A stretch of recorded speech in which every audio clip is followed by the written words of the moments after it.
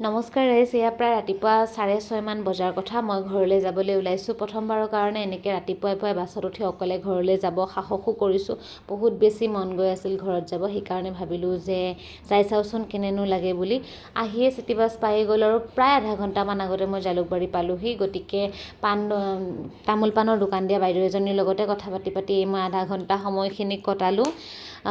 ঘৰত যাব নাপায় মোৰ মনটো বহুত বেছি বেয়া হৈ আছিল, যিহেতু কাতি বিহু আছিল, দেৱালীও আছিল। কিন্তু পৰীক্ষাৰ বাবে মই থাকিব নোৱাৰিম বুলি গম পোৱাৰে পৰা মনটো বৰ বেয়া হৈ আছিল।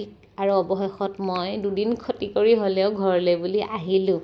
এয়া পালোহি শৰাইঘাট আৰু মনটো এতিয়াহে অকণমান ভাল লাগিছে। যিহেতু মোৰ বাছত গা বেয়া হয় বহুত আগৰে পৰা, তথাপিতো মই যিমানখিনি পাৰোঁ চেষ্টা কৰিছোঁ যাতে মোৰ গাটো বেয়া নহওক। ভাত পানী খাই অহা নাই যদিও মনত এটা ভাল ভাৱ আছিল যে মই অকলে আহিব পাৰিছোঁ, সেইটো সাহসতে আহি পালোঁ। আৰু মাও খুব আচৰিত হৈ গ'ল, কাৰণ মই ঘৰত নোকোৱাকৈ মনে মনে আহিছিলোঁ। আজিলৈ ইমানেই, বাই।